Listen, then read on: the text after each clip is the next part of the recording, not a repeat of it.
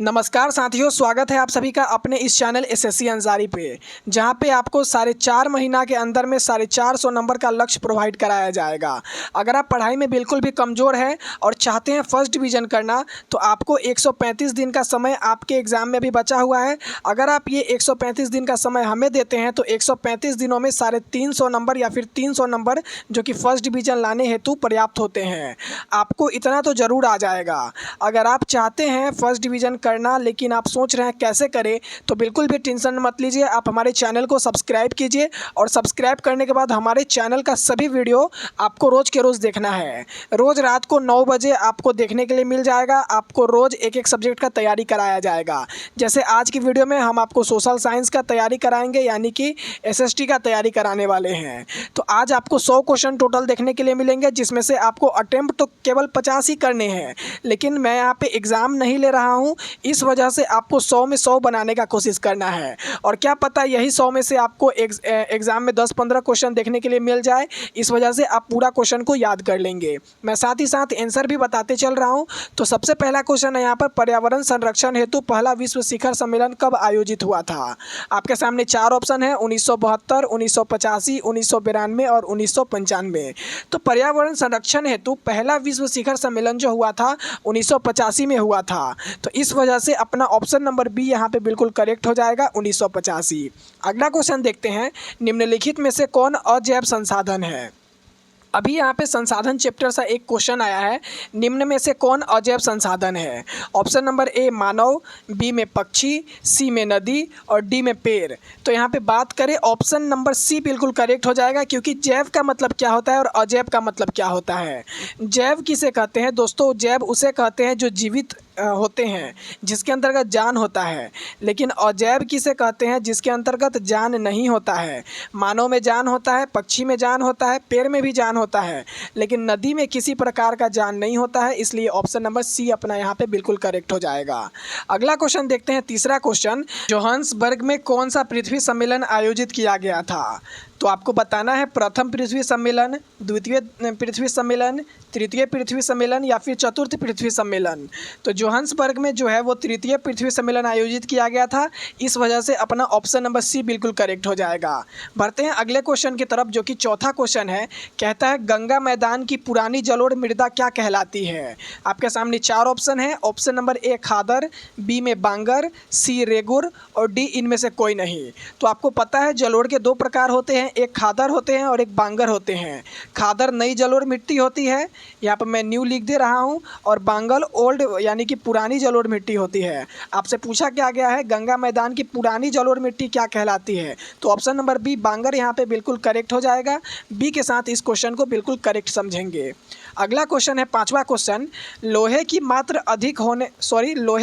अधिक होने के कारण कौन सी मृदा अनुर्वर होती जा रही है? यानी कि मिट्टी में जो आयरन की अधिकता है, यानी कि लोहे की मात्रा अधिक होने के कारण कौन सी मृदा अनुर्वर यानी कि अनउपजाऊ होती जा रही है? ऑप्शन नंबर ए जलोढ़ मिट्टी, बी में काली मिट्टी, सी में लैटराइट मिट्टी और डी में मरुस्थलीय मिट्टी। तो फिफ्थ का बिल्कुल सही जवाब लैटराइट मिट्टी हो जाएगा। ऑप्शन नंबर सी बिल्कुल करेक्ट आंसर है। लैटराइट मिट्टी कैसा होता है? तो लैटराइट मिट्टी में लोहे की मात्रा अधिक पाई जाती है। इस वजह से इसे अनुर्वर की श्रेणी में अब रखा जा रहा है। Option number C is the correct answer. अगला क्वेश्चन देखते हैं, जो कि क्वेश्चन नंबर 6 है। रेगुर मृदा का सर्वाधिक विस्तार किस राज्य में है? सीधा मतलब है रेगुर मिट्टी कौन से राज्य में सबसे अधिक पाया जाता है? ऑप्शन नंबर ए महाराष्ट्र में, बी उत्तर प्रदेश में, सी केरल में और डी पंजाब में। तो रेगुर मिट्टी आपको सबसे अधिक महाराष्ट्र में देखने के लिए मिलेंगे, जो कि रेगुर मिट्टी काली मिट्टी को भी कहा जाता है। मैं यहाँ पे बता देता हूँ, रेगुर मृदा को काली मृदा भी कहा जाता है और काली मृदा सबसे अधिक महाराष्ट्र में पाया जाता है। और रेगुर मृदा या फिर काली मृदा कपास के लिए सबसे उपयुक्त है। तो ऑप्शन नंबर ए यहाँ पे अपना बिल्कुल करेक्ट हो जाएगा। Option number A is the correct answer. अगला क्वेश्चन देखते हैं, ब्रह्मपुत्र नदी तिब्बत में किस नाम से जानी जाती है? पहला ऑप्शन है जमुना नदी, बी में है सांगपो नदी, सी में है यातजी नदी या फिर डी में है मानस नदी। तो आपका बिल्कुल करेक्ट आंसर हो जाएगा, क्योंकि ब्रह्मपुत्र नदी को तिब्बत में यानी कि चीन में सांगपो के नाम से जाना जाता है। ऑप्शन नंबर बी बिल्कुल करेक्ट हो जाएगा। अगला क्वेश्चन की तरफ बढ़ते हैं। भारत की सबसे बड़ी कृत्रिम झील कौन सी है? अगर बात करें भारत के सबसे बड़ा मानव निर्मित झील के बारे में, कृत्रिम का मतलब होता है मानव निर्मित, जिसे मानव बनाते हैं। तो भारत की सबसे बड़ी कृत्रिम झील यहाँ पे option number A Govind Sagar, B में है पंत सागर, सी में है सरदार सरोवर और डी में है कृष्णा सागर। तो क्वेश्चन नंबर 8 का बिल्कुल करेक्ट हो जाएगा, Pant Sagar is the correct answer. बढ़ते हैं अपने अगले क्वेश्चन में। तो अगला क्वेश्चन कहता है, क्वेश्चन नंबर 9, आसवान बांध किस नदी पर बना है? आसवान बांध की चर्चा की गई है नील नदी पे, ब्रह्मपुत्र नदी पे, अमेजन नदी पे या फिर गंगा नदी पे। तो क्वेश्चन नंबर 9 का बिल्कुल करेक्ट आंसर ऑप्शन नंबर ए हो जाएगा, क्योंकि आसवान बांध जो है वो नील नदी पर बनाया गया है। ए के साथ इस क्वेश्चन के लिए अगले क्वेश्चन में बढ़ते हैं। कुनैन किस रोग की दवा है?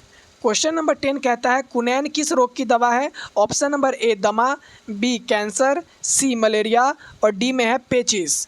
तो कुनैन जो है वो ऑप्शन नंबर सी मलेरिया का दवाई है। ऑप्शन नंबर सी बिल्कुल करेक्ट आंसर हो जाएगा। अगला क्वेश्चन में बढ़ते हैं। प्लाईवुड का निर्माण सर्वप्रथम किस देश ने शुरू किया था?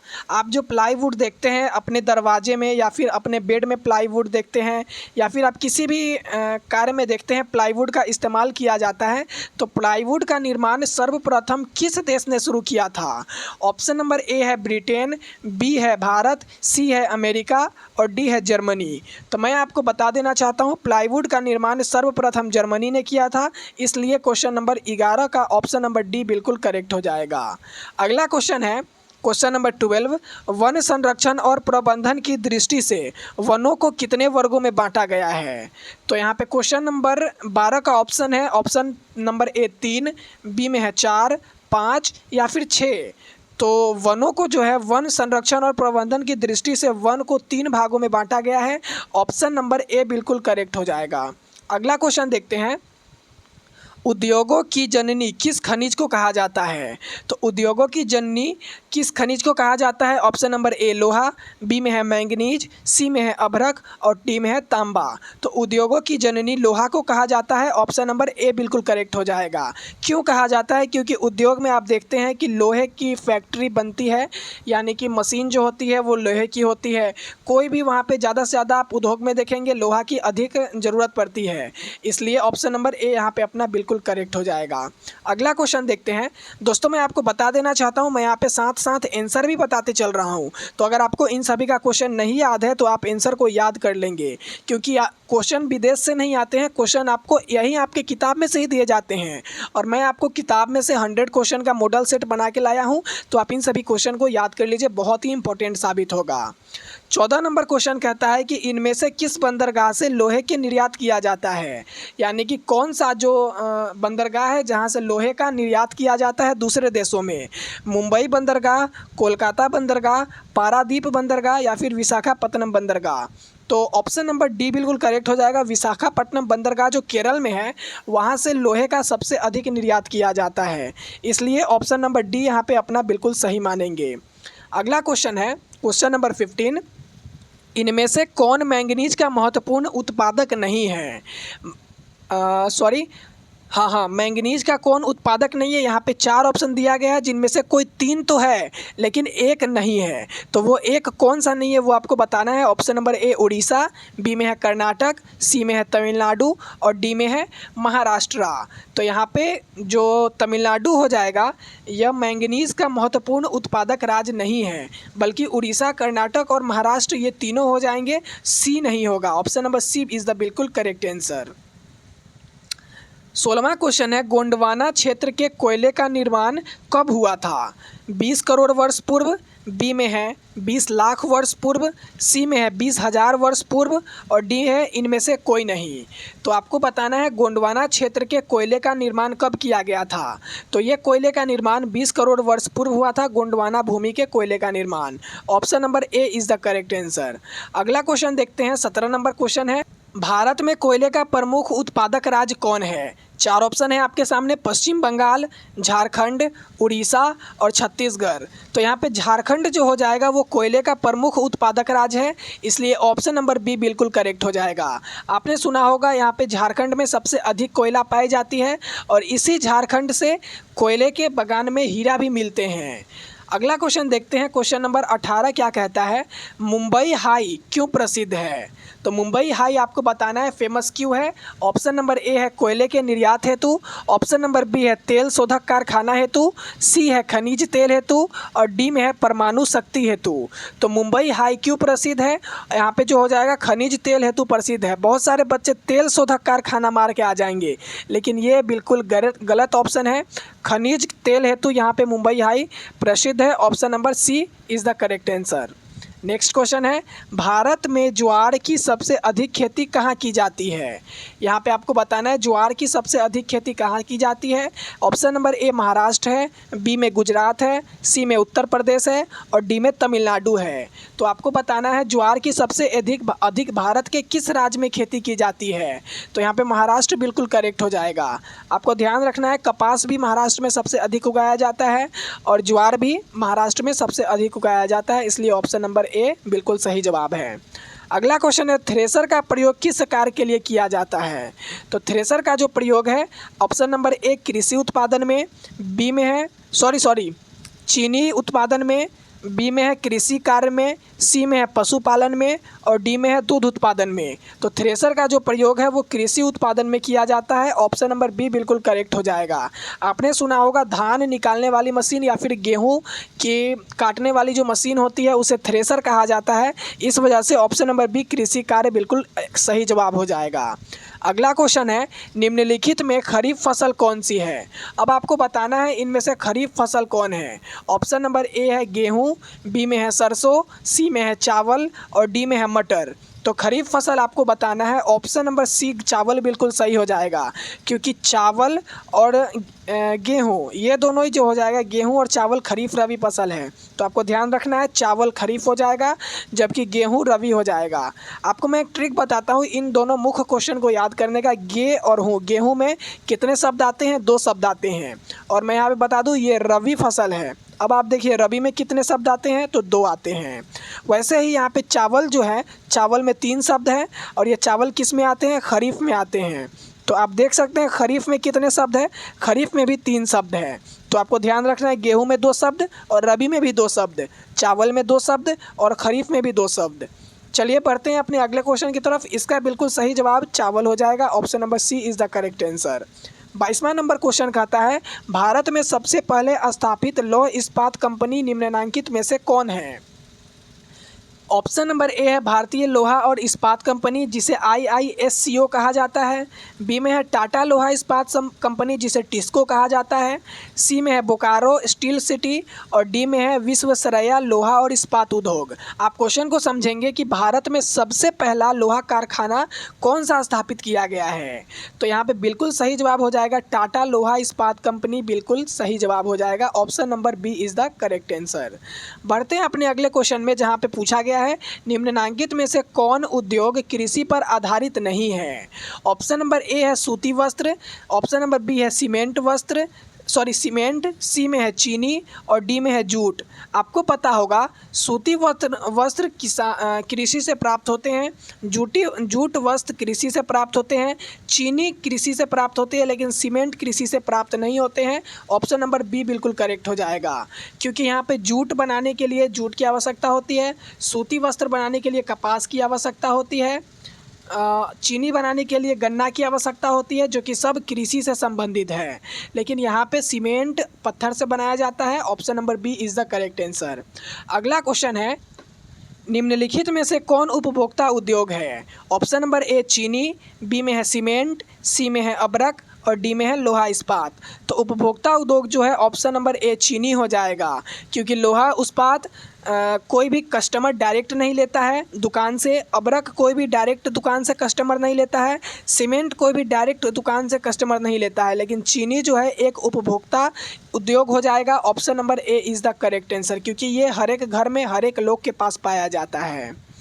25 नंबर क्वेश्चन है, विश्व की सबसे ऊंची सड़क मार्ग कौन है। अब आपको बताना है विश्व की सबसे ऊंची, लंबी नहीं बताना है, आपको सबसे ऊंची बताना है। तो आपको सबसे पहला ऑप्शन है पठानकोट श्रीनगर मार्ग, बी में है भारत तिब्बत मार्ग, सी में है लेह मनाली मार्ग और डी में है अंबाला शिमला मार्ग। तो बिल्कुल सही जवाब ऑप्शन नंबर सी हो जाएगा, लेह मनाली मार्ग, जो कि आपको कहाँ उत्तराखंड में देखने के लिए मिलेगा। अब क्यों ये ऊंचा है, उत्तराखंड में अधिक वहाँ पे हिमालय पाए जाते हैं, पहाड़ पाए जाते हैं, यही कारण है कि ये जो लेह मनाली मार्ग है वो सबसे ऊंचा सड़क है पहाड़ पर। Option number C is the correct answer. अगला क्वेश्चन है, वेस्ट सेंटू रेल मंडल का मुख्यालय कहाँ है। आपको बताना है वेस्ट सेंटू रेल मंडल का मुख्यालय कहाँ है। ऑप्शन नंबर ए हो जाएगा हाजीपुर, बी में हो जाएगा जबलपुर, सी में चेन्नई और डी में है गांधीनगर। तो ऑप्शन नंबर बी बिल्कुल करेक्ट हो जाएगा, क्योंकि जबलपुर जो है वो वेस्ट सेंटू रेल मार्ग का मुख्यालय है। अगला क्वेश्चन है, भारत में आकाशवाणी के कितने केंद्र हैं।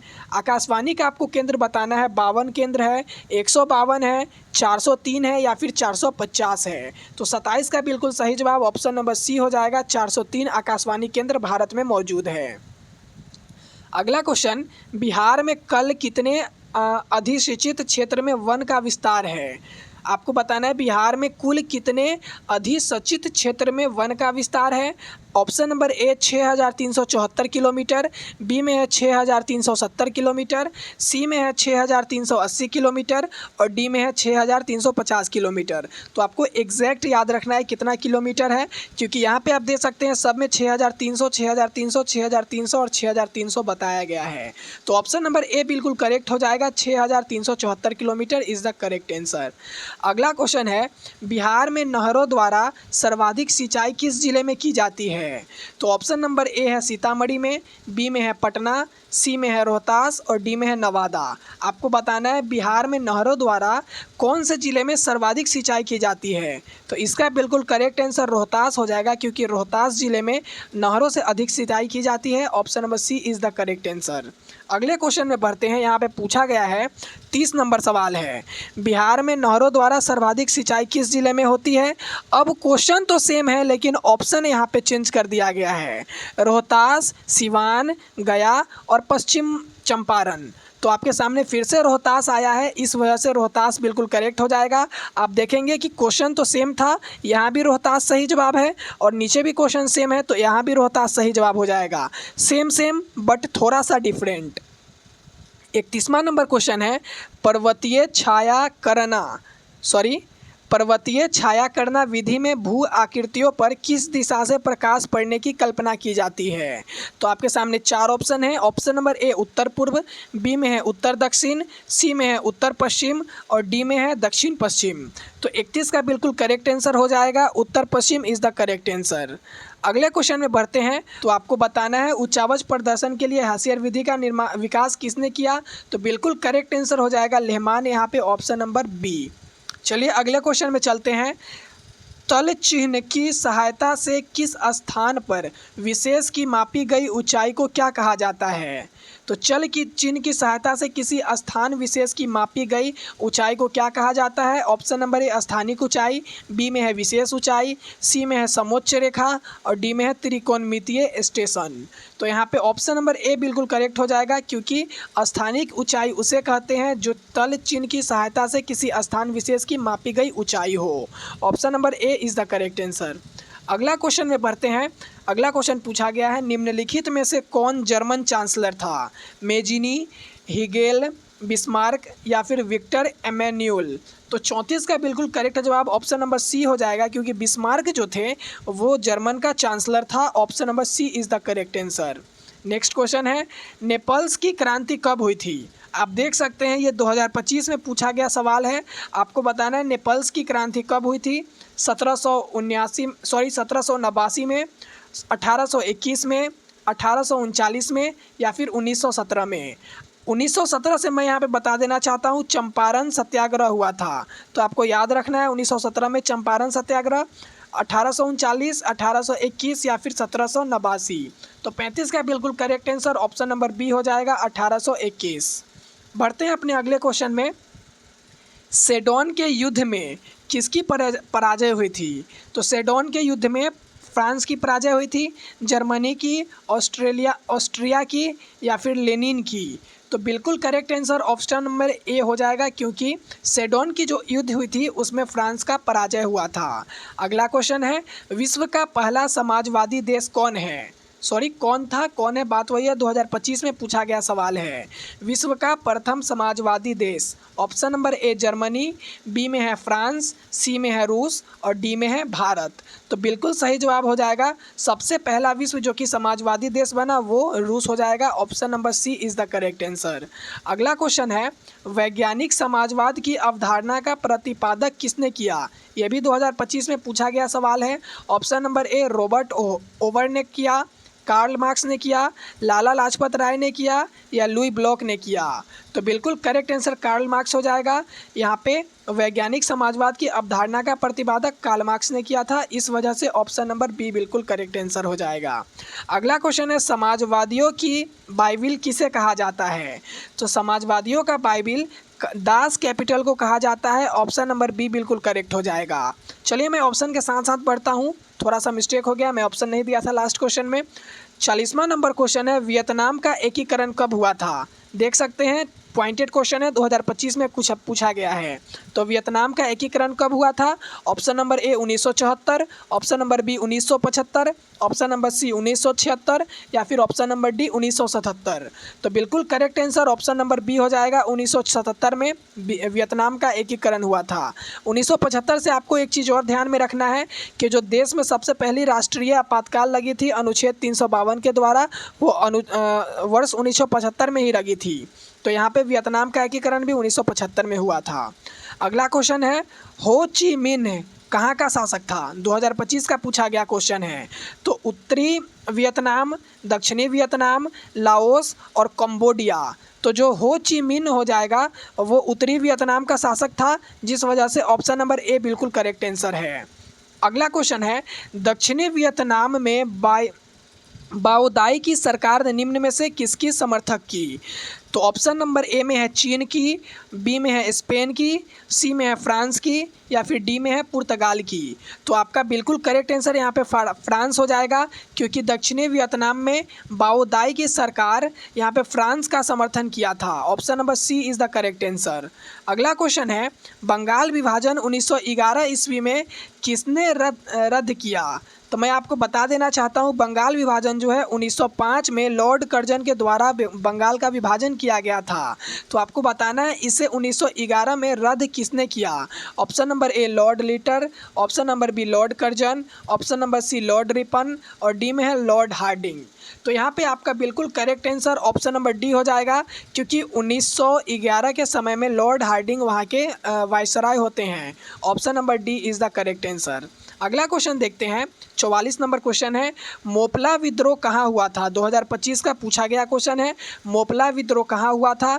महाराष्ट्र में, बंगाल में, गुजरात में या फिर केरल में? तो 44 का बिल्कुल करेक्ट आंसर यहाँ पे डी हो जाएगा, केरल में मोपला विद्रोह किया गया था। अगले क्वेश्चन की तरफ बढ़ते हैं, 45 नंबर क्वेश्चन है, भारत सरकार अधिनियम 1919 को डैश के नाम से भी जाना जाता है? 2025 का पूछा गया सवाल है। मोंटेस्क्यू चेम्सफोर्ड योजना, Simon commission, Indian statutory commission या फिर नेहरू रिपोर्ट? तो मैं आपको बता देना चाहता हूँ, नेहरू रिपोर्ट तो 1928 में आया था, मोंटेस्क्यू चेम्सफोर्ड सुधार 1919 में आया था, ये 28 में। साइमन कमीशन का जो नियुक्ति है 1927 में किया गया था, लेकिन आया था 1928 में। और इसके बारे में थोड़ा अभी मेरा अभाव है, तो यहाँ पे मैंने बताया मोंटेस्क्यू चेम्सफोर्ड योजना को भारत सरकार अधिनियम 1919 कहा जाता है, इसलिए ऑप्शन नंबर ए बिल्कुल करेक्ट आंसर हो जाएगा। अगले क्वेश्चन में बढ़ते हैं, इंग्लैंड में सभी स्त्री एवं पुरुषों को वयस्क मताधिकार कब प्राप्त हुआ? वयस्क मताधिकार क्या होता है? यानी कि आम जनता को मत डालने का अधिकार। भारत में वयस्क मताधिकार का आयु 18 वर्ष है। और यहाँ पे पूछा गया है, इंग्लैंड में सभी स्त्री एवं पुरुषों को वयस्क मताधिकार कब प्राप्त हुआ? ऑप्शन नंबर ए 1838 में, बी है 1881 में, सी है 1918 में और डी है 1932 में। तो 46 का बिल्कुल करेक्ट आंसर 1918 हो जाएगा। 1918 से आपको एक चीज़ और याद रखना है, अहमदाबाद मिल स्ट्राइक, गांधी जी के द्वारा अहमदाबाद मिल स्ट्राइक सबसे पहले 1918 में ही किया गया था। आपको मैं इंपॉर्टेंट पॉइंट भी बताते जा रहा हूं जो कि आपको ध्यान में रखना है। नेक्स्ट क्वेश्चन है, अखिल भारतीय ट्रेड यूनियन कांग्रेस की स्थापना कब हुई थी? ऑप्शन नंबर ए है 1848, बी में है 1881, सी में है 1918 और डी में है 1920। तो अखिल भारतीय ट्रेड यूनियन कांग्रेस की स्थापना ऑप्शन नंबर डी 1920 में हुआ था। यहाँ पर ऑप्शन नंबर डी बिल्कुल करेक्ट हो जाएगा। मेन पॉइंट आपको यहाँ पे क्या याद रखना है, 1881 में जो है सबसे पहले जनगणना शुरू हुआ था। तो आपको याद रखना है 1881 में जनगणना सबसे पहले शुरू किया गया था। 1918 में अहमदाबाद मिल स्ट्राइक और खेरा आंदोलन हुआ था, जबकि यहाँ पे अखिल भारतीय ट्रेड यूनियन की स्थापना 1920 में। Option number D correct answer है। अगला क्वेश्चन देखते हैं, भारत में सर्वप्रथम आधुनिक सूती कपड़े की मिल कहाँ स्थापित की गई थी? ऑप्शन नंबर ए है सूरत, बी में है बम्बई, सी में है कलकत्ता और डी में है अहमदाबाद। तो यहाँ पे बिल्कुल करेक्ट आंसर की बात करेंगे तो मैं आपको थोड़ा एक पॉइंट बता देना चाहता हूँ। सबसे पहला सूती मिल जो है वो कोलकाता में स्थापित किया गया था, लेकिन ये सफल नहीं हो पाया। इस वजह से जो सफल हो पाया वो बम्बई है और इसका करेक्ट जवाब भी हो जाएगा, भारत में सर्वप्रथम आधुनिक सूती कपड़े की मिल बम्बई में स्थापित किया गया था। Option number B is the correct answer. 49वां क्वेश्चन है, गार्डन सिटी की अवधारणा किसने विकसित की थी? तो गार्डन सिटी की अवधारणा एबेंजर हावर्ड ने विकसित की थी, विलियम ने, नेपोलियन थर्ड या फिर हॉसमॉन ने। तो 49 का बिल्कुल करेक्ट आंसर एबेनेजर हावर्ड हो जाएगा। Option number A is the correct answer. आज का 50वां क्वेश्चन, और कहने को कहें तो आज का आधा क्वेश्चन यहाँ पे हाफ हो चुका है, यानी कि 100 का जो आधा हो जाएगा यहाँ पे 50 क्वेश्चन कंप्लीट होने वाला है। तो अस्थाई कृषि के प्रभाव से कैसा जमाव संभव हुआ है? ऑप्शन नंबर ए कहता है संपत्ति, बी में है ज्ञान, सी में है शांति और डी में है बहुमूल्य धातु। तो इसका जो बिल्कुल करेक्ट आंसर हो जाएगा, अस्थाई कृषि के प्रभाव से संपत्ति जमाव संभव हुआ है। Option number A is the correct answer. अगला क्वेश्चन देखते हैं। अब यहाँ से आपको क्वेश्चन घटते जाएंगे क्योंकि मैंने यहाँ पे 50 क्वेश्चन कंप्लीट करा चुके हैं। यहाँ पे आधे के बाद पहला क्वेश्चन आता है, लंदन में अनिवार्य प्राथमिक शिक्षा कब लागू हुई? ऑप्शन नंबर ए है 1850, बी में है 1855, सी में है 1860 और डी में है 1870। तो ऑप्शन नंबर ए बिल्कुल करेक्ट हो जाएगा। 1850 में लंदन में अनिवार्य प्राथमिक शिक्षा लागू की गई थी। नेक्स्ट क्वेश्चन देखते हैं, निम्नलिखित में से किस आर्थिक सुधार की प्रक्रिया में बहुराष्ट्रीय कंपनियां मुख्य भूमिका निभा रही है? 2025 का पूछा गया इंपॉर्टेंट सवाल है। तो यहाँ पे उदारीकरण हो जाएगा, राष्ट्रीयकरण हो जाएगा, वैश्वीकरण हो जाएगा या फिर इनमें से सभी हो जाएगा। तो आप एक बार क्वेश्चन फिर से पढ़ लीजिए, क्योंकि निम्नलिखित में से किस आर्थिक सुधार, कौन से आर्थिक सुधार की प्रक्रिया में बहुराष्ट्रीय कंपनियां मुख्य भूमिका निभा रही है? तो वैश्वीकरण जो हो जाएगा, जो दो देशों को जोड़ती है, वो कंपनियां यहाँ पे मुख्य भूमिका निभा रही है। Option number C is the correct answer. अगला क्वेश्चन देखते हैं, 53 नंबर क्वेश्चन है, गिरमिटिया किसे कहा जाता है? तो गिरमिटिया जो है अनुबंधित मजदूरों को कहा जाता है या फिर रोगियों को, छिपकली को, अंग्रेजों को। तो आपने अगर क्वेश्चन पढ़ा होगा, बुक में पढ़ा होगा, तो गिरमिटिया जो है वो मजदूरों को कहा जाता है जो कि अनुबंधित मजदूर होते हैं। Option number A is the correct answer. अगला क्वेश्चन देखिए, 54 नंबर क्वेश्चन है, द्वितीय महायुद्ध के बाद यूरोप में कौन सी संस्था का उदय आर्थिक दुष्प्रभावों को समाप्त करने के लिए हुआ? ऑप्शन नंबर ए है सार्क, बी में है नाटो, सी में है ओपेक और डी में है यूरोपीय संघ। 54 का बिल्कुल सही जवाब हो जाएगा यूरोपीय संघ, जो कि यूरोप देशों का प्रतिनिधित्व करता था। यह सामान्यतः द्वितीय महायुद्ध जो कि 1939 से 1945 के बीच हुआ था, इसके बाद यहाँ पे इसका उदय हुआ। अगला क्वेश्चन देखें, तो किसने कहा कि मुद्रण ईश्वर की दी हुई महानतम देन है, सबसे बड़ा तोहफा? तो 2025 का पूछा गया सवाल है। ऐसा महात्मा गांधी ने कहा था, मार्टिन लूथर ने कहा था, या मोहम्मद पैगंबर ने कहा था, या फिर ईसा मसीह ने कहा था? तो 55 का option number B Martin Luther हो जाएगा। Option number B is the correct answer है। अगला क्वेश्चन देखें, 56 नंबर क्वेश्चन कहता है, मिरात उल अखबार के संस्थापक कौन थे? ये भी 2025 का पूछा गया सवाल है। आपको बताना है मिरातुल अखबार के संस्थापक कौन थे? राम मोहन राय, मौलाना अबुल कलाम आज़ाद या फिर यहाँ पे मनमोहन घोष या खान अब्दुल गफ्फार खान। तो आपको ध्यान रखना है 56 का बिल्कुल करेक्ट आंसर राम मोहन राय हो जाएगा। ऑप्शन नंबर ए बिल्कुल करेक्ट आंसर है। कुछ बच्चे मिरातुल अखबार यहाँ पे उर्दू लफ्ज़ देख के खान अब्दुल गफ्फार खान या फिर मौलाना अबुल कलाम आज़ाद मार देंगे, जो कि बिल्कुल गलत है दोनों। यहाँ पे मिरातुल अखबार के संपादक राम मोहन राय हो जाएगा। Option number A correct answer है। 57 नंबर क्वेश्चन है, अमृत बाजार पत्रिका किस भाषा का समाचार पत्र था। आपको बताना है कि अमृत बाजार पत्रिका किस भाषा में प्रचारित किया जाता था। हिंदी में, बांग्ला में, मराठी में या फिर गुजराती में। तो इसका बिल्कुल करेक्ट आंसर बांग्ला हो जाएगा। Option number B is the correct answer. अगला क्वेश्चन देखें तो कहता है सामाजिक विभाजनों को हल करने का सबसे अच्छा तरीका क्या है। 2025 में पूछा गया सवाल। ऑप्शन नंबर ए है राजतंत्र, बी है लोकतंत्र, सी में है सैनिक तानाशाही और डी में है जन सुविधा। तो बिल्कुल करेक्ट आंसर जो हो जाएगा वो लोकतंत्र है। लोकतंत्र जो होता है वो सामाजिक विभाजनों को हल करने का सबसे अच्छा तरीका होता है। अगला क्वेश्चन है 59 नंबर, संघ सरकार का उदाहरण क्या है। तो संघ सरकार में आपको 4 देश का नाम यहाँ पे दिया गया है, अमेरिका, चीन, ब्रिटेन और इनमें से कोई नहीं। तो आपको बताना है संघ सरकार का उदाहरण कौन है। तो ऑप्शन नंबर ए अमेरिका बिल्कुल सही हो जाएगा, जिसमें संघ सरकार आज भी चलती है। एक तरह से आप बोले तो डबल इंजन की सरकार, जो कि अपने इंडिया में भी है। बढ़ते हैं अपने अगले क्वेश्चन में, जो इसमें पूछा गया है भारत में सर्वप्रथम नगर निगम की स्थापना कहाँ की गई थी। तो ऑप्शन नंबर ए है कोलकाता, बी है दिल्ली, सी मुंबई और डी है चेन्नई। तो नगर निगम की स्थापना सबसे पहले चेन्नई में किया गया था, इस वजह से option number D correct answer है अपना। 61 नंबर क्वेश्चन है, भारतीय संविधान के संघ सूची में कुल कितने विषय रखे गए हैं। तो आपको बताना है संघ सूची के बारे में। तो संघ सूची में टोटल 97 विषय रखे गए हैं, इसलिए option number A correct answer हो जाएगा। नेक्स्ट क्वेश्चन, सोवियत संघ का विघटन कब हुआ था। यहाँ पे आप इसको वीवीआई क्वेश्चन मार्क करेंगे, जो कि 2 गुट था, सोवियत संघ रूस और संयुक्त राज्य अमेरिका, जिसमें सोवियत संघ रूस का विघटन हो चुका है। इसका कब हुआ था विघटन आपको बताना है, 1969 में, 1979 में, 1989 में या फिर 1991 में। तो 1991 बिल्कुल करेक्ट आंसर हो जाएगा। यहाँ पे मैं आपको कुछ पॉइंट बताना चाहता हूँ। 1969 में 6 बैंकों का राष्ट्रीयकरण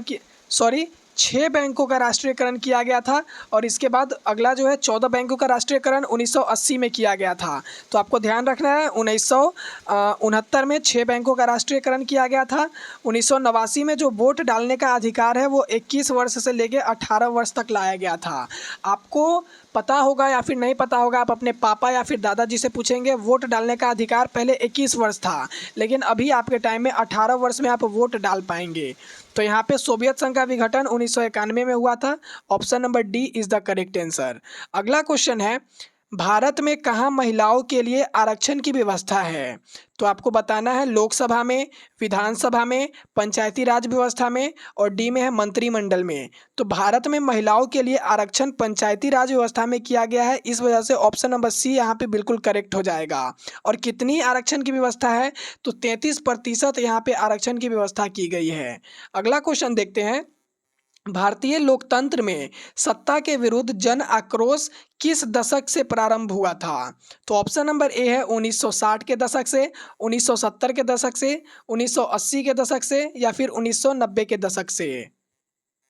तो इस क्वेश्चन का बिल्कुल करेक्ट जवाब हो जाएगा 1970 के दशक से। अब दशक क्या होता है, यहाँ पे 1970 लिखा हुआ है, तो मैं आपको बता देना चाहता हूँ 1970 यानी कि 10 साल का जो यहाँ पे गैप होता है, 1961 से लेके 1970 तक ये दशक कहलाता है। तो बिल्कुल correct answer option number B हो जाएगा। अगले क्वेश्चन की तरफ बढ़ते हैं, जहाँ पे पूछा गया है 65 नंबर में, राज्यपाल की नियुक्ति कौन करता है। ऑप्शन नंबर ए है प्रधानमंत्री, बी में है मुख्यमंत्री, सी में है राष्ट्रपति और डी में है उपराष्ट्रपति। तो यहाँ पे बिल्कुल करेक्ट आंसर राष्ट्रपति हो जाएंगे, जो कि राज्यपाल की नियुक्ति करते हैं। Option number C is the correct answer. इसी के साथ बढ़ते हैं अपने 66 नंबर क्वेश्चन की तरफ, जो कि पूछा गया है राजनीतिक दलों की मान्यता और उसका चिन्ह किसके द्वारा प्रदान किया जाता है। ऑप्शन नंबर ए है राष्ट्रपति, बी में है प्रधानमंत्री, सी में है निर्वाचन आयोग और डी है इनमें से कोई नहीं। तो आपको इतना तो सेंस चलना चाहिए कि जो राजनीतिक दल होता है इनका संबंध निर्वाचन आयोग से होता है और चिन्ह के साथ साथ सभी चीज़ जो है वो निर्वाचन आयोग के द्वारा प्रदान किया जाता है, इसलिए ऑप्शन नंबर सी यहाँ पर बिल्कुल करेक्ट हो जाएगा। 67 नंबर क्वेश्चन है, इनमें से कौन सा तत्व लोकतंत्र की स्थापना में बाधक है? ऑप्शन नंबर ए है पूंजी, नेता, अशिक्षा और डी में है चुनाव। तो 67 का बिल्कुल करेक्ट आंसर हो जाएगा अशिक्षा, जो कि अनएजुकेशन है। यहाँ पे अशिक्षा सबसे बड़ा बाधक है लोकतंत्र की स्थापना में। अगला क्वेश्चन कहता है, लोकतंत्र में सरकारें किसके प्रति उत्तरदायी होते हैं? तो लोकतंत्र में जो सरकार होते हैं वो संसद के प्रति उत्तरदायी होते हैं, जनता के प्रति उत्तरदायी होते हैं, प्रधानमंत्री या फिर मंत्रिपरिषद। तो लोकतंत्र की जो सरकार होती है वो जनता के प्रति उत्तरदायी होते हैं, इसलिए ऑप्शन नंबर बी यहाँ पे बिल्कुल सही जवाब हो जाएगा। 69 नंबर सवाल है, भारत में किस तरह की लोकतंत्र व्यवस्था की गई है? भारत में लोकतंत्र व्यवस्था है भारत में लोकतंत्र की प्रत्यक्ष व्यवस्था है, अप्रत्यक्ष है, प्रत्यक्ष और अप्रत्यक्ष दोनों है, या फिर इनमें से कोई नहीं? तो 69 का बिल्कुल करेक्ट हो जाएगा अप्रत्यक्ष, option number B is the correct answer. चलिए पढ़ते हैं अपने 70वां नंबर क्वेश्चन की तरफ, जहाँ पे पूछा गया है विश्व का सबसे बड़ा लोकतांत्रिक देश कौन सा है? तो विश्व में सबसे बड़ा लोकतांत्रिक देश भारत हो जाएगा। इसके लिए आपको कोई क्वेश्चन और ऑप्शन की ज़रूरत नहीं पड़नी चाहिए। भारत अपना ऐसा देश है जो कि विश्व में सबसे बड़ा लोकतंत्र यानी कि लोकतांत्रिक देश है। Option number C is the correct answer. अगला क्वेश्चन है 71 नंबर, भारतीय लोकतंत्र के कितने अंग हैं? अगर बात किया जाए भारतीय लोकतंत्र के बारे में तो यहाँ पे 3 अंग भारतीय लोकतंत्र में दिए गए हैं। Option number B is the correct answer. मैं बोल रहा हूँ गाइज, अगर आपको इसका क्वेश्चन का आंसर याद नहीं है तो आप याद करते चलें। भारतीय लोकतंत्र के कितने अंग हैं? 3 अंग है। इसी के साथ अगला क्वेश्चन नंबर 72 है, पुष्प कमल दहल यानी कि प्रचंड किस देश का माओवी नेता है? तो 72 का जो हो जाएगा ऑप्शन नंबर बी नेपाल का हो जाएगा। इसी के साथ नेपाल यहाँ पे अपना बिल्कुल करेक्ट आंसर हो जाएगा। बढ़ते हैं अपने अगले क्वेश्चन की तरफ। 73 नंबर, इंग्लैंड में सभी स्त्री एवं पुरुषों को वयस्क मताधिकार कब प्राप्त हुआ? आपको वयस्क मताधिकार के बारे में एक अलग से यहाँ पे टॉपिक पढ़ना है, जिसलिए आपको यहाँ पे ज़्यादा क्वेश्चन देखने के लिए मिल रहा है। 2025 में पूछा गया सवाल है, आपको ये नोट करके रखना है। 2025 में जो पूछा गया वो इम्पोर्टेंट फिर से इस साल पूछा जा सकता है। तो 73 का ऑप्शन नंबर ये है 1838, 1881, 1918 या फिर 1932। तो जो इंग्लैंड में स्त्री और पुरुष दोनों हैं उनको वयस्क मताधिकार 1918 में प्रदान किया गया था। चलिए अगला क्वेश्चन कहता है कि अखिल भारतीय ट्रेड यूनियन कांग्रेस की स्थापना कब हुई थी? ऑप्शन नंबर ए है 1848, बी में 1881, सी में 1918 और डी में है 1920। तो 74 का बिल्कुल करेक्ट आंसर हो जाएगा ऑप्शन नंबर डी 1920। मुझे लगता है ये क्वेश्चन रिपीटेड है क्योंकि मैंने अभी इस क्वेश्चन को सॉल्व किया था। अगला क्वेश्चन है, भारत में सर्वप्रथम आधुनिक सूती कपड़े की मिल कहाँ स्थापित की गई थी? जी हाँ गाइज, मैंने अभी इस क्वेश्चन को रिपीट किया है। सबसे पहले बम्बई में स्थापित किया गया था। ऑप्शन नंबर बी बिल्कुल करेक्ट आंसर हो जाएगा। ये सब क्वेश्चन रिपीटेड है। भारत में राष्ट्रीय आय की गणना के लिए सर्वमान्य प्रमाणित संख्या क्या है? तो ऑप्शन नंबर ए है राष्ट्रीय विकास परिषद, केंद्रीय सांख्यिकी संगठन, नीति आयोग या फिर योजना आयोग, और ऑप्शन नंबर डी है इनमें से कोई नहीं। तो बिल्कुल करेक्ट आंसर हो जाएगा केंद्रीय सांख्यिकी संगठन, जिसे CSO कहा जाता है। चलिए अगला क्वेश्चन में बढ़ते हैं। गरीब के कुचक को किसने परिभाषित किया है? रैगनर नक्स, प्रोफेसर कैन्स, प्रोफेसर फिशर और इनमें से कोई नहीं। तो 77 का बिल्कुल करेक्ट हो जाएगा। रैगनर नक्स जो हो जाएगा गरीबी के कुचक को परिभाषित किया है। 78 नंबर सवाल है, निम्नलिखित में से किसमें मूल्यह्रास का मान शामिल नहीं है? तो मूल्यह्रास का मान GDP में शामिल नहीं होता है, या GNP में शामिल नहीं होता है, या फिर NNP में शामिल नहीं होता है, या फिर इनमें से किसी में शामिल नहीं होता है। तो ये जो NNP हो जाएगा इसमें मूल्यह्रास का मान शामिल नहीं होता है। यहाँ पे NNP बिल्कुल करेक्ट आंसर हो जाएगा option number C. Full form भी आपसे पूछ सकता है। यहाँ पे GDP क्या होता है? GDP आपको होता है ग्रॉस डोमेस्टिक प्रोडक्ट। तो जो GDP का फुल फॉर्म होता है वो ग्रॉस डोमेस्टिक प्रोडक्ट होता है। GNP होता है ग्रॉस नेशनल प्रोडक्ट। NNP होता है नेट नेशनल प्रोडक्ट। तो यहाँ पे जो क्वेश्चन पूछा गया है इसका सही जवाब NNP हो जाएगा। बढ़ते हैं अपने अगले क्वेश्चन में, जहाँ पे 79 नंबर क्वेश्चन पूछा गया है, मृदा का प्राथमिक कार्य क्या है? 2025 का पूछा गया सवाल है। मैं यहाँ पे आपको हर एक चीज़ से, यानी कि SST जो सोशल स्टडीज़ है आपका, यहाँ पे हर एक चीज़ से क्वेश्चन लेके आया हूँ, जो कि आपका हिस्ट्री है, पॉलिटिकल साइंस है, इकोनॉमिक्स है, जियोग्राफी है, डाइजेस्टिव मैनेजमेंट से भी आपको देखने के लिए मिलेगा। अभी फ़िलहाल यहाँ पे इकोनॉमिक्स चल रहा है। तो आपको बताना है मुद्रा का प्राथमिक कार्य क्या है। मूल का हस्ताक्षर, यहाँ पे हस्ताक्षर नहीं होगा, हस्तांतरण होगा। विनिमय का माध्यम, विलंबित भुगतान का मान, या फिर मूल का संचयन।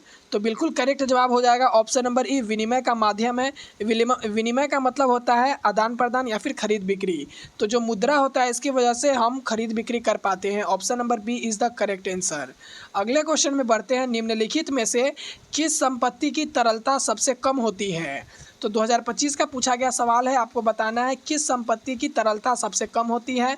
मुद्रा की, या फिर बॉन्ड की, अचल संपत्ति की, या फिर बैंक जमा की। तो ऑप्शन नंबर सी जो हो जाएगा अचल संपत्ति, जिससे हम लोग यहाँ पे संपत्ति अपना बना के रखते हैं, उसकी जो तरलता होती है वो सबसे कम होती है। इस वजह से option number C is the correct answer. अगला क्वेश्चन है 81, जिसमें पूछा गया है इनमें से कौन मुद्रा का साख पत्र नहीं है।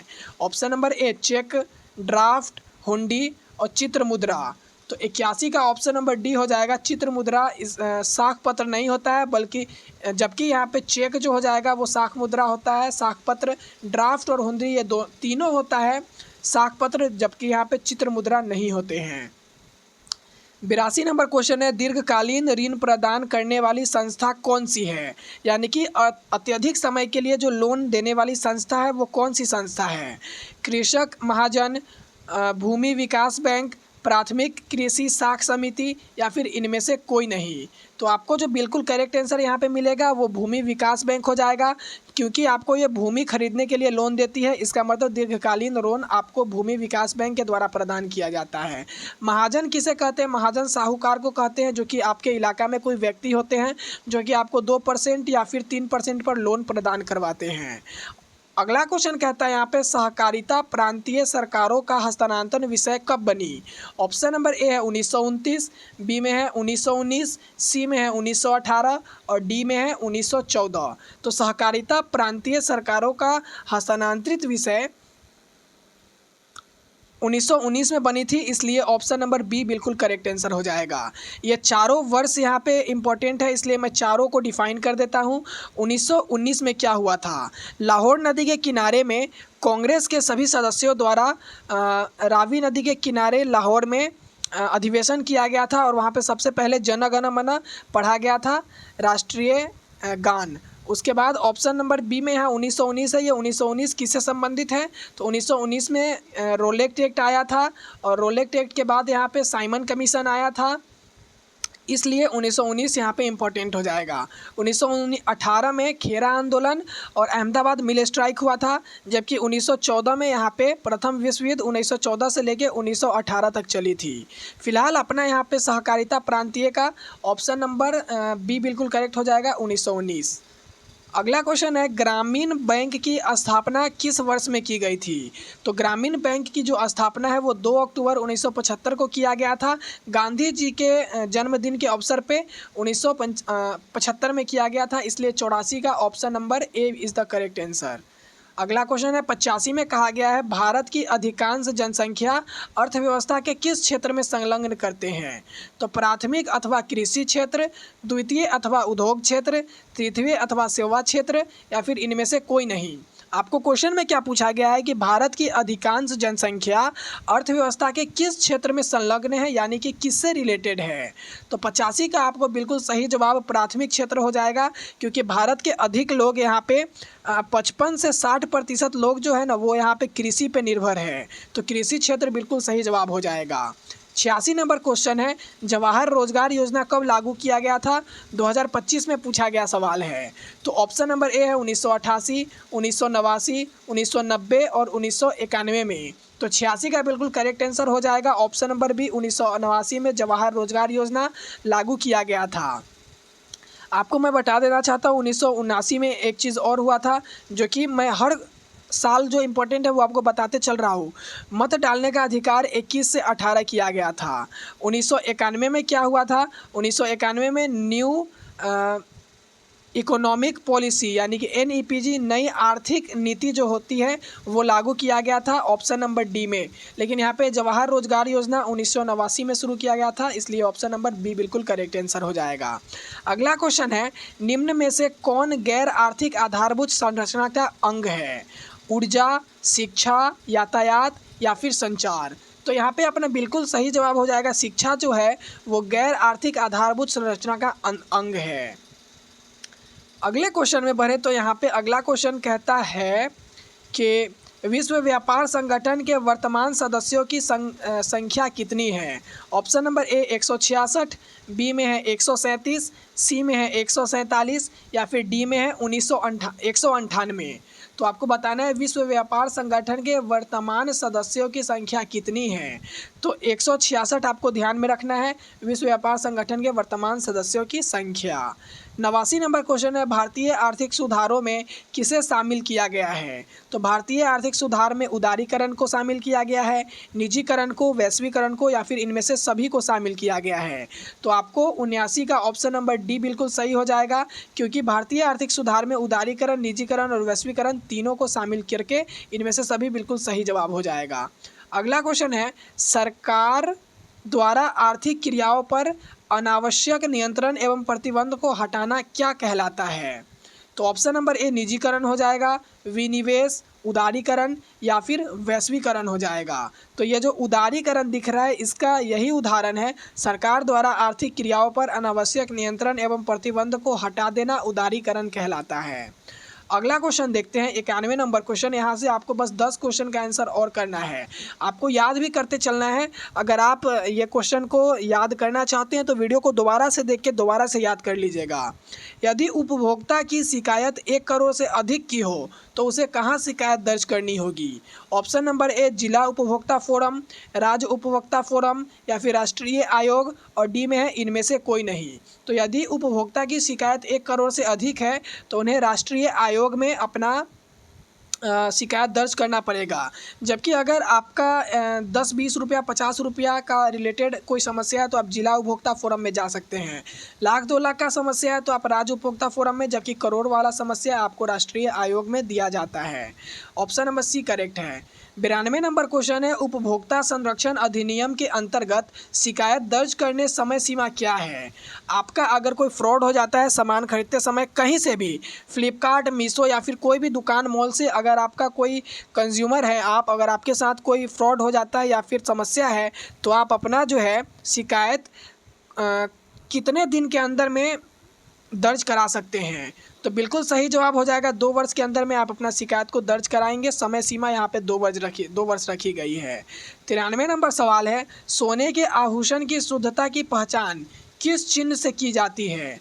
तो सोने के आभूषण जो होती है उनकी शुद्धता की पहचान ट्रेडमार्क से, हॉलमार्क से, एगमार्क से या फिर उलमार्क से की जाती है। तो ऑप्शन नंबर बी हॉलमार्क बिल्कुल सही जवाब हो जाएगा, क्योंकि सोना का रिलेटेड हॉलमार्क से है रिलेशन। 94 नंबर सवाल है, यहाँ से अब आपको डाइजेस्टर मैनेजमेंट से क्वेश्चन देखने के लिए मिलेगा, यानी कि आपदा से क्वेश्चन देखने के लिए मिलेगा। तो सबसे पहला सवाल है आपदा का, निम्नलिखित में से कौन सुनामी का मुख्य कारण है? निम्नलिखित में से सुनामी का मुख्य कारण क्या है? ऑप्शन नंबर ए समुद्री भूकंप, बी में है ज्वार भाटा, सी में है समुद्री जल का कस के बढ़ना और डी में है जहाज़ों का आवागमन। तो 94 का बिल्कुल करेक्ट जवाब हो जाएगा, समुद्र में जब भूकंप आती है तो सुनामी उत्पन्न होता है। Option number A is the correct answer. अगला क्वेश्चन है, महासागर के तली पर होने वाले कंपन के को किस नाम से जाना जाता है? तो महासागर के तली में जो कंपन होते हैं उन्हें भूकंप कहा जाता है, चक्रवात कहा जाता है, सुनामी कहा जाता है या फिर इनमें से कोई नहीं। तो जो महासागर के तली में कंपन होता है उन्हें सुनामी कहा जाता है, अर्थात ऑप्शन नंबर सी यहाँ पे अपना बिल्कुल करेक्ट जवाब हो जाएगा। 96 नंबर क्वेश्चन है, बस्ती या फिर मकान में आग लगने की स्थिति में क्या करना चाहिए? ये आपको बेसिक नॉलेज से सवाल पूछा गया है, लेकिन ये भी डाइजेस्टर मैनेजमेंट यानी कि आपदा के अंतर्गत आता है। यदि आपके घर में, आपके मकान में, आसपास के बस्ती में कहीं आग लग जाते हैं तो आपको क्या करना चाहिए? अग्निशामक यंत्र को बुलाना चाहिए, यानी कि फायर ब्रिगेड को कॉल करना चाहिए, दरवाजे खिड़कियां को लगा लेना चाहिए, आग बुझने का इंतज़ार करना चाहिए या फिर इनमें से कोई नहीं। तो आपको इतना मैं बता देना चाहता हूँ, आपको ये बेवकूफ़ी वाला तो बात करना ही नहीं है कि आग बुझने का इंतज़ार करना चाहिए। दरवाजे खिड़कियाँ को नहीं लगाना चाहिए, हेल्प करना सबसे अच्छी चीज़ है। आपको क्या करना है कि फायर ब्रिगेड को कॉल करना है, अग्निशामक यंत्र को बुलाना है। ऑप्शन नंबर ए यहाँ पे अपना बिल्कुल करेक्ट हो जाएगा।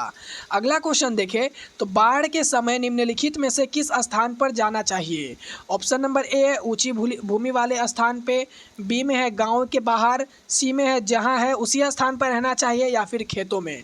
तो जब बाढ़ आती है तो खेत भी दह जाते हैं, आप जहाँ पे हैं वो भी दह जाते हैं, गाँव के बाहर वाले भी स्थान दह जाते हैं, लेकिन जो ऊँची भूमि होती है वहाँ पर बाढ़ का पानी नहीं पहुँच पाता है। तो ऑप्शन नंबर ए बिल्कुल करेक्ट आंसर हो जाएगा। अगला क्वेश्चन है आपदा के कितने प्रकार होते हैं। तो आपदा के प्रकार जैसे कि भूकंप, सुनामी, लहर, ये सब जो हो गया आपको बताना है। 5 प्रकार होते हैं, 10 प्रकार होते हैं, 2 प्रकार होते हैं, या फिर 3 प्रकार होते हैं। तो आपदा के 2 प्रकार होते हैं। ऑप्शन नंबर सी बिल्कुल करेक्ट हो जाएगा। अगला क्वेश्चन, यहाँ पे आपदा का 2 प्रकार कौन कौन से होते हैं मैं आपको 2 बता देना चाहता हूँ। एक मानवकृत आपदा होता है, एक मानवकृत आपदा, और एक होता है प्राकृतिक आपदा। तो प्राकृतिक आपदा के अंतर्गत आ जाता है भूकंप, सुनामी, लहर, तूफान। जबकि मानवकृत आपदा कोई समस्या होती है जैसे कि दीवार गिर जाना, ये वो गैस लीक हो जाना, सिलेंडर ब्लास्ट कर जाना, वो मानवकृत होते हैं। 99 में हो गया समुद्र के भीतर भूकंप जनित विशाल लहरों को क्या कहा जाता है। ऑप्शन नंबर ए है सुनामी, बी में है बाढ़, और सी में है तूफान, और डी में है 9 प्रकार। ये यहाँ पे गलत हो गया है, ये गलत टाइपिंग है, ये ऊपर वाला क्वेश्चन नीचे आ गया है। तो आपको बताना है समुद्र के भीतर भूकंप जनित विशाल लहरों को क्या कहते हैं। तो इसे तो जो अपना बिल्कुल सही जवाब हो जाएगा, समुद्र के भीतर भूकंप जनित विशाल लहरों को सुनामी कहा जाता है। ऑप्शन नंबर ए बिल्कुल करेक्ट हो जाएगा। आज के सेशन का सबसे लास्ट क्वेश्चन और सबसे अंतिम क्वेश्चन, 100 नंबर क्वेश्चन कहा गया है national institute of digester management कहाँ स्थित है। नई दिल्ली में, जयपुर में, लखनऊ में, या फिर मुंबई में। तो यहाँ पे national institute of digester management Jaipur में स्थित है। ऑप्शन नंबर बी यहाँ पे बिल्कुल सही जवाब हो जाएगा। तो मैंने आपको 100 क्वेश्चन कंप्लीट करा दिया। आपको इन सभी 100 क्वेश्चन को याद कर लेना है। VBI ऑब्जेक्टिव क्वेश्चन है जो मैंने मॉडल पेपर में आपको ऐड करके दिया है। अगर आप इस PDF का लिंक पाना चाहते हैं तो आपको कहाँ मिलेगा, टेलीग्राम चैनल पर आपको सर्च करना है SSC अंसारी। SSC अंसारी आप सर्च करेंगे टेलीग्राम चैनल पर तो वहाँ पर आपको मिल जाएगा इसका लिंक। और अगर आप नहीं खोज पा रहे हैं टेलीग्राम चैनल तो आप अबाउट सेक्शन खोल के वहाँ पे लिंक प्राप्त कर सकते हैं। तो अबाउट में मैं टेलीग्राम चैनल का लिंक प्रोवाइड करा दिया हूँ, वहाँ पे आपको मिल जाएगा। तो चलिए मिलेंगे किसी नए वीडियो में, तब तक के लिए अपने भाई के चैनल को सब्सक्राइब कर लीजिएगा। और अगर अच्छा नंबर लाना चाहते हैं तो तैयारी भी बिल्कुल मस्त मज़े से कीजिएगा। मिलेंगे किसी नए वीडियो में नए टॉपिक के साथ, तब तक के लिए छात्र एकता जिंदाबाद।